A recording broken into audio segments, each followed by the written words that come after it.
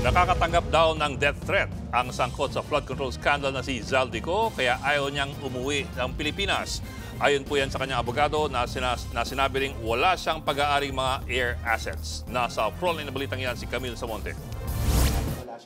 Sa kauna-unahang pagkakataon, humarap sa media ang abogado ng sangkot sa flood control scandal na si dating Ako Bicol Representative Zaldico. Pero ayon kay Attorney Roy Rondain, maging siya, hindi niya alam kung nasaan si Ko. Sa telepono lang daw sila nagkakausap. I do not know where he is because I never asked him where he is.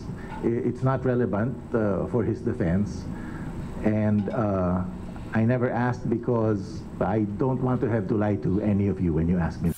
Giti Attorney Rondain, hindi raw nagtatago si Ko. Natatakot lang daw siya umuwi ng Pilipinas. He's deathly afraid of coming home because may serious threats to his life. One half of the country wants to throw him in jail and throw away the key.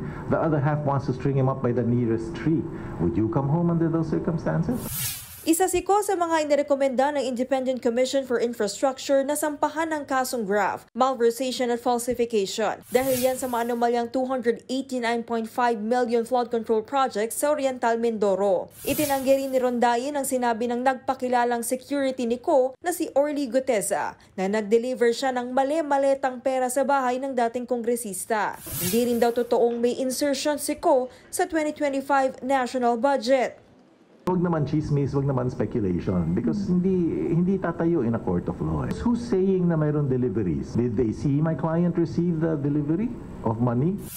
Ayon pa kay Rondain, umabot sa 4.1 billion pesos ang net worth ni Ko noong 2019. Pero hindi kumpirmado kung magkano ang itinaas nito mula nang maupo siya bilang kongresista. Lalo't isa rin siyang negosyante. Sa kabila nito, iginiit ng kanyang abogado na walang chopper o eroplanong pag-aari ang dating kongresista. Matatanda ang sinabi ng Civil Aviation Authority of the Philippines na nasa labas na ng bansa ang 3 sa 10 air assets ni Ko.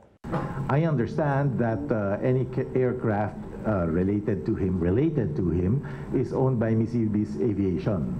Now separate si Mr. Ko sa Mississippi's. You should ask the lawyer of Mississippi. Secretary Dizon keeps saying na i-freeze lahat yan, i-confiscate yan. If you look at his SALN, Mississippi's Aviation was incorporated in 2004, 2008.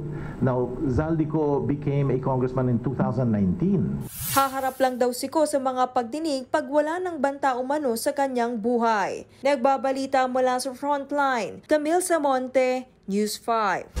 Mga kapatid, Ed Lingaw po, maging maalam at may pakialam sa mga napapanahong balita sa ating bansa. Para sa mas malilimang pagtalakay at paghimay sa mga issue at headlines, mag-follow at mag-subscribe sa social media pages ng News 5.